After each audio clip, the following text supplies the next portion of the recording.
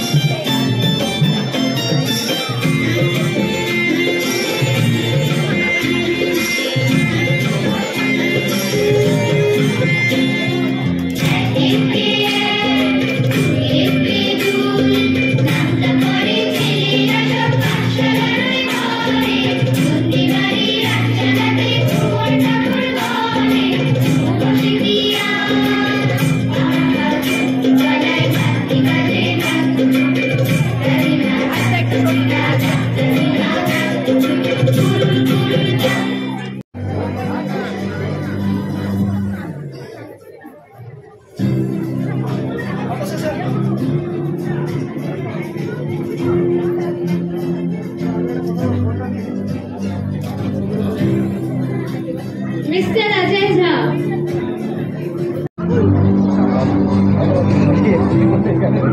Yes, Dr. Rajaram Deva. নেই, এটা একটা দারুণ এফার্ট। এডুকেশন ফিল্ডে যে যেখানেই কাজ করুক সব সময় সেটা ওয়েলকাম করা উচিত। আমার স্টেট কেন, আমাদের ইন্ডিয়ার প্রত্যেকটা স্টেটে, কারণ যারা করছেন তারা একটা স্পেশাল মিশন নিয়ে করছেন, তাদের একটা অবজেক্টিভস আছে, তাদের একটা গোল থাকবে, সেখানে পৌঁছানো না অবধি তারা কাজ করবে। যখন প্রত্যেকটা স্টেট এর মধ্যে হাত মিলিয়েছে, কাজেই আমরা আরও শক্তিশালী হব ভাবনা চিন্তার দিক থেকে। আমাদের কাজের স্কোপ বাড়বে, বিভিন্ন রকম অভিজ্ঞতা হবে, তাদের ইনপুটগুলো আমাদের কাছে আসবে, আমাদের ইনপুট তাদের কাছে যাবে।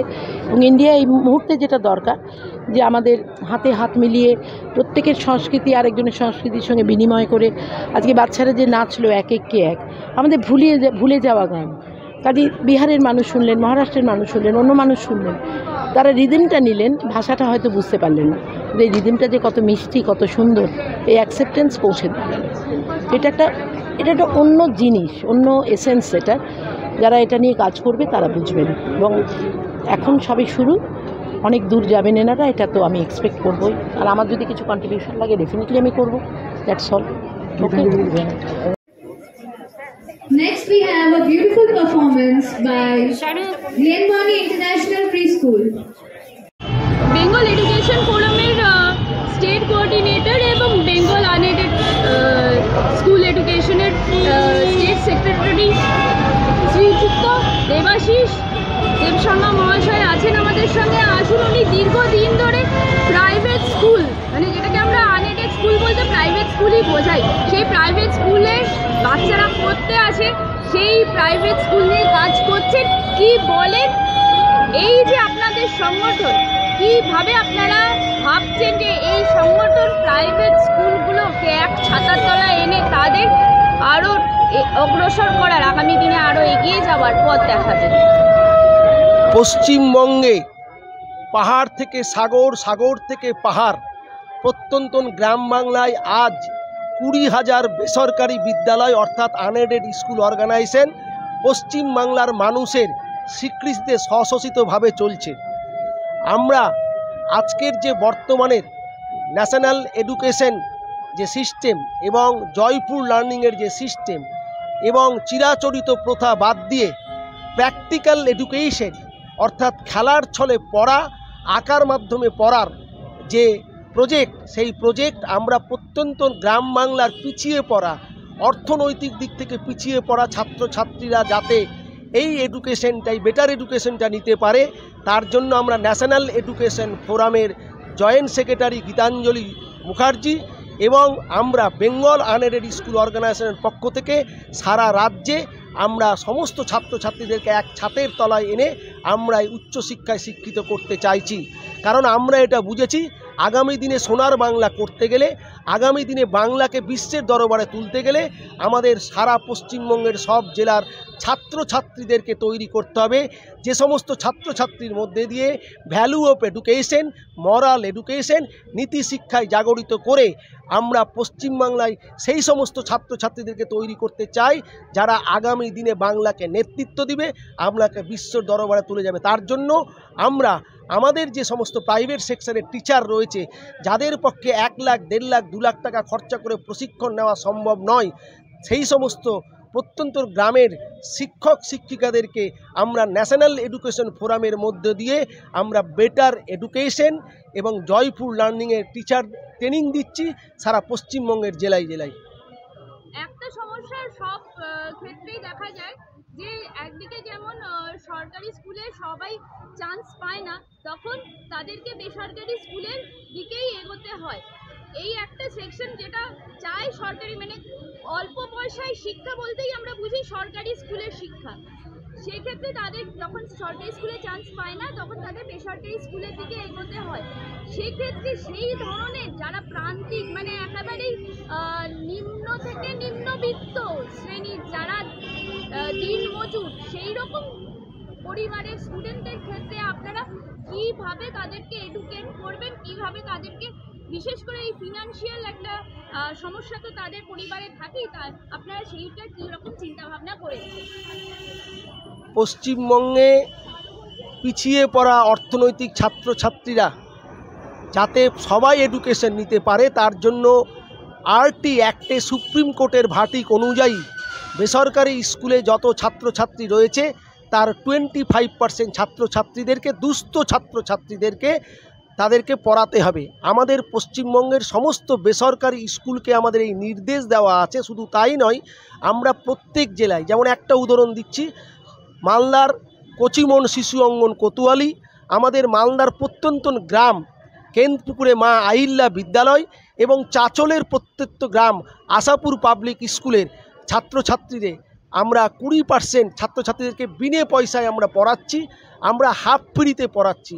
আমরা এই উদ্দেশ্যকে, সরকারের এই উদ্দেশ্যকে আমরা স্বাগত জানাই এবং আরটি অ্যাক্টকে আমরা মান্যতা দিয়ে আমাদের ছেলে মেয়েদেরকে আমরা অত্যন্ত সীমিত সামর্থ্যের মধ্যে দিয়ে আমরা তাদেরকে পড়াশোনার জন্য আমরা প্রতিনিয়ত চেষ্টা করি।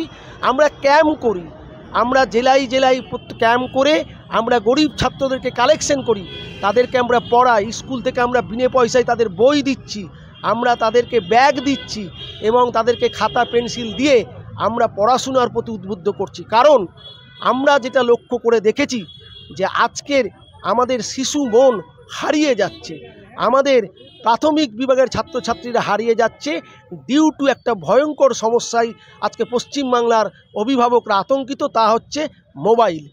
তাই আমরা পশ্চিমবঙ্গের জেলায় জেলায় কে এডুকেশন সোসাইটির সহযোগিতায় আমরা প্রত্যেক জেলায় সেমিনার করছি। 1 থেকে 8ম শ্রেণী পর্যন্ত ছেলে মেয়েদেরকে মোবাইল থেকে বিরত করে বুক লাভার তৈরি করে পড়াশোনার প্রতি আকৃষ্ট বাড়ানোর জন্য আমরা বেঙ্গল ট্যালেন্ট সার্চ এবং জানা অজানার পরীক্ষার মধ্যে দিয়ে আমরা 61 থেকে 100 নম্বর প্রাপক ছাত্রছাত্রীদেরকে মঞ্চে পুরস্কৃত করে তাদের মধ্যে অনুপ্রেরণার সৃষ্টি করছি এবং এই কাজে আমরা সফল হয়েছি। ইতিমধ্যেই সারা পশ্চিমবঙ্গে প্রায় 1.5 লক্ষের উপরে ছাত্রছাত্রী অংশগ্রহণ করেছে এবং 2025 সনে পশ্চিমবঙ্গে আমরা 42টা অনুষ্ঠানের মধ্যে দিয়ে প্রায় 67,000 ছেলে মেয়েকে পুরস্কৃত করেছি, অনুপ্রাণিত করেছি এবং পড়াশোনার প্রতি তাদের আকর্ষণ বাড়িয়েছি। এই ক্ষেত্রে সরকারি সাহায্য আপনারা কি পাচ্ছেন? প্রথমত হচ্ছে আমরা কোনো সরকারি সাহায্য পাচ্ছি না। আমরা আমাদের প্রত্যেকটা স্কুলের যে পরিচালন সমিতি আছে, আমরা আমাদের সীমিত সামর্থ্যের মধ্যে দিয়ে আমরা কিছু কিছু করে টাকা পয়সা দিয়ে আমরা এই সমস্ত গরিব ছাত্রদেরকে পড়াশোনার জন্য এগিয়ে নিয়ে যাচ্ছি। পাশে এসে না। আপনি আপনাদের যে উদ্দেশ্যটা বললেন খুবই মহৎ উদ্দেশ্য, যে মোবাইলমুখী বাচ্চারা হয়ে যাচ্ছে, তো ওদেরকে মোবাইলের দিক থেকে সরানোর জন্য আপনারা ক্লাস 1 থেকে ক্লাস 8 অবধি সেই রকমভাবেই আপনারা ক্যাম্পেইন করছেন। কিন্তু অনেক সময় দেখা যাচ্ছে যে সরকারি স্কুল তো করছে, বেসরকারি স্কুল আরও বেশি পরিমাণেই এই ক্ষেত্রে করছে যে তারা মোবাইলে অনলাইন ক্লাস কিংবা প্রজেক্ট কিভাবে করবে এইগুলো তারা ক্লাসের একটা গ্রুপ, হোয়াটসঅ্যাপ গ্রুপ করে সেখানে তারা ইনস্ট্রাকশন দেওয়া কিংবা ছবি দেওয়া, ভিডিও দেওয়া, যেটা দেখে বাচ্চারা ছুটির সময় কিংবা যেদিন স্কুল নেই সেই ছুটির দিন এই ক্লাসগুলো ফলো করে তারা ঘরে এগুলো তৈরি করতে পারবে, পরবর্তীকালে তারা প্রজেক্টগুলো জমা করতে পারবে স্কুলে। তো এই যে একবার দেখা, একবার মোবাইলে 5 মিনিট দেখা, এটাতেই তো আসক্ত হয়ে যাচ্ছে বাচ্চারা। এইবার কি করা যায়? অত্যন্ত একটা গুরুত্বপূর্ণ প্রশ্ন করেছেন, যেখানে শিশুর মানসিক বিকাশ লুকিয়ে আছে। প্রথমত হচ্ছে পশ্চিমবাংলার বাংলা মিডিয়াম যে সমস্ত প্রান্তিক বিদ্যালয়গুলো রয়েছে সেখানে ক্লাস 4 পর্যন্ত কোনো অনলাইন ক্লাস করা হয় না। সরকারি পর্যায়ে কিভাবে কি করছে সেটা আমাদের বলা উচিত নয়। আমরা পশ্চিমবঙ্গের বেসরকারি স্কুলগুলোর 6, 7, 8, 9-এ আমরা অনলাইন ক্লাস করাই। সেগুলো হচ্ছে যে আমাদের ডেভেলপমেন্টের ক্ষেত্রে, তাদের মেন্টাল অ্যাবিলিটির ক্ষেত্রে, তাদের অ্যাবাকাসের ক্ষেত্রে অঙ্কে পক্ষতা বাড়ানোর জন্য আমরা তাদেরকে আমাদের ডিজিটাল ক্লাসরুমের মাধ্যমে আমরা অন্তত পক্ষে 4 ফিট বাই 10 ফিট স্ক্রিনের মধ্যে দিয়ে আমরা তাদের কাছে প্রাণবন্ত শিক্ষা দিচ্ছি। আমরা সেখানে দেখাচ্ছি যে একটি বাচ্চা কি করে তার ম্যাথে ডেভেলপমেন্ট করবে, কি করে বাচ্চা তার সঠিক প্রোনাউন্সিয়েশনে ডেভেলপমেন্ট করবে, আমরা সেইটা করছি। আর আমরা মোবাইলটা এই কারণেই বারণ করছি, কেন বাচ্চা মোবাইল যখন তার বিভিন্ন কার্টুন দেখতে চায়, এই কার্টুন দেখার অবসরে তারা ভুল করে মোবাইলে হাত দিয়ে দেয় বিভিন্ন সুইচে, তখনই যা তাদের ক্ষতিকারক তা স্ক্রিনে ভেসে ওঠে। তাই জন্য আমরা প্রত্যেক জেলায় অভিভাবকদের নিয়ে অভিভাবক গার্জেন্স কনসাস প্রোগ্রামের আয়োজন করে গার্জেনদের আমরা এই কথা বলছি যে আপনারা কোনো মতেই 5, 6 পর্যন্ত ছেলে মেয়েদের হাতে একা মোবাইল ছেড়ে দেবেন না। তাদের এন্টারটেনমেন্টের জন্য বিভিন্ন কার্টুন, আমাদের গোপালবার, হাস্যরতুক, বাংলার শিশু সাহিত্য যেগুলো আছে সেইগুলো আপনারা মোবাইলে দেখান, কিন্তু মোবাইল তাদের হাতে দেবেন না।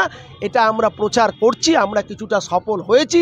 আমরা যেগুলো করছি এখন বিভিন্ন যে ডিজিটাল বোর্ড এবং হোয়াইট বোর্ডে আমরা বাচ্চাদেরকে আমরা ছবি এঁকে আমরা বাচ্চাদেরকে বিভিন্ন কার্টুন এঁকে এবং বিভিন্ন গল্পের বিষয়গুলো আমরা তুলে ধরছি, যাতে তারা বোর্ডে এই জ্বলন্ত পিকচার দেখে তাদের মধ্যে একটা যে জন্মগত প্রতিভা আছে, ইনহেরিটেড বর্ন, সেটাকে আমরা উন্মোচন করার চেষ্টা করছি।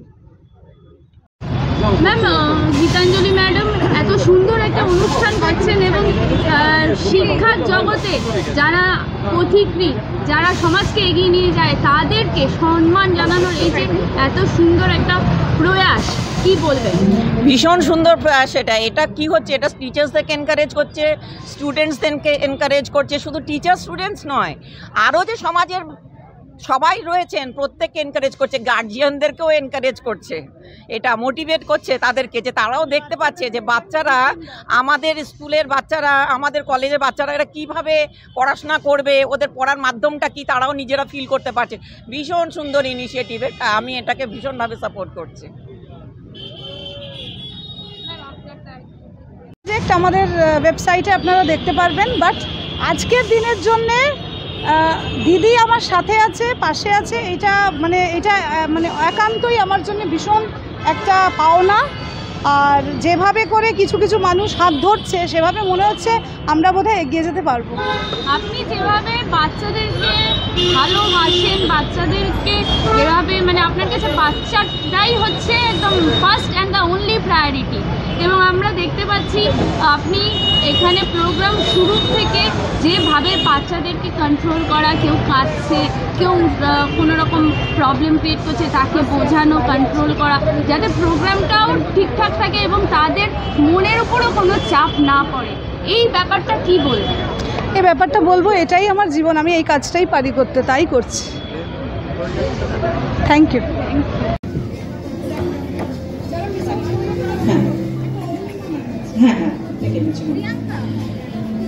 সুক্তা আদ্রা, মৌমিতা পাল।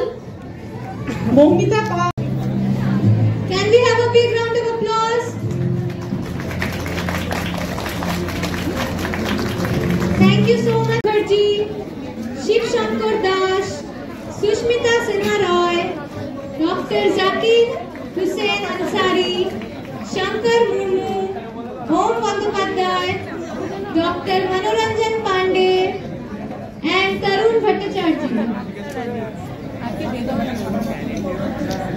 এসেছেন, কি বলতে চান এখানকার এই শিক্ষার সম্মানের ক্ষেত্রে?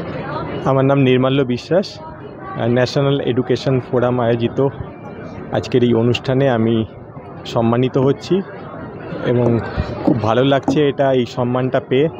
যে কোনো সম্মানই একজন মানুষকে এগিয়ে নিয়ে যেতে সাহায্য করে, মোটিভেট করে।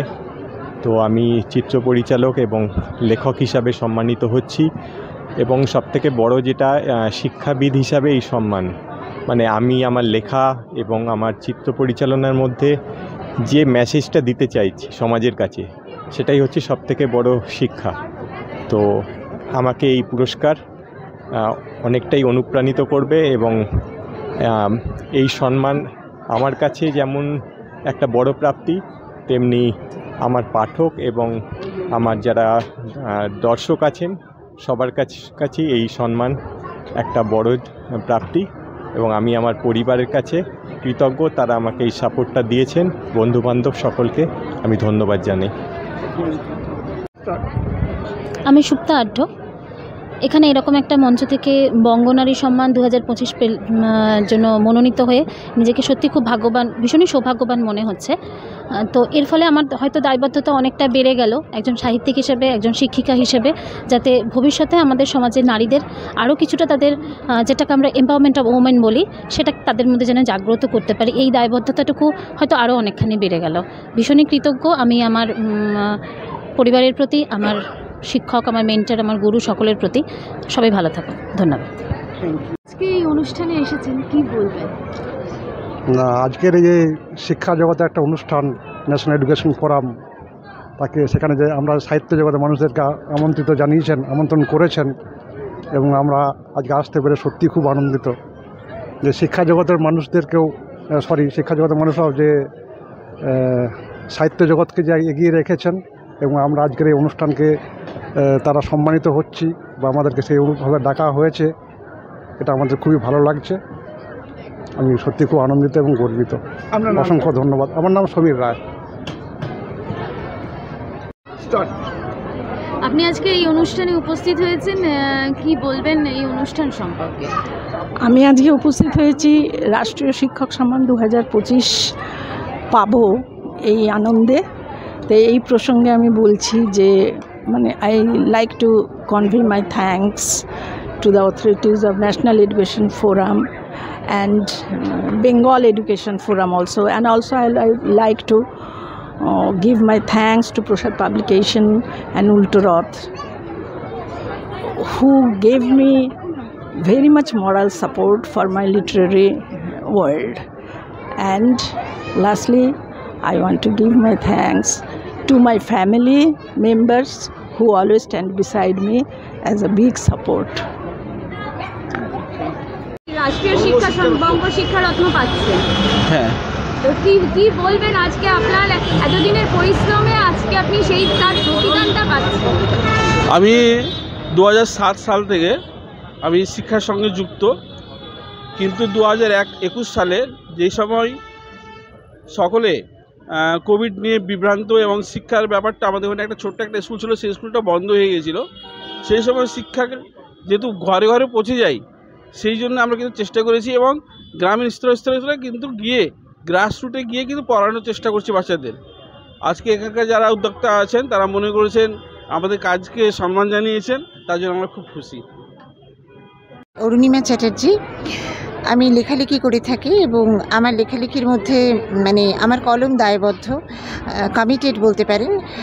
সেখানে আমি সবসময় একটা সোশ্যাল মেসেজ রাখি, সামাজিক বার্তা, যাতে মানুষ সচেতন হয় বা এই কন্টেম্পোরারি যে সমস্যাগুলো রয়েছে সেই সমস্যাগুলো আমার কলম চেষ্টা করে মানুষকে জাগিয়ে তুলতে বা সচেতন করতে।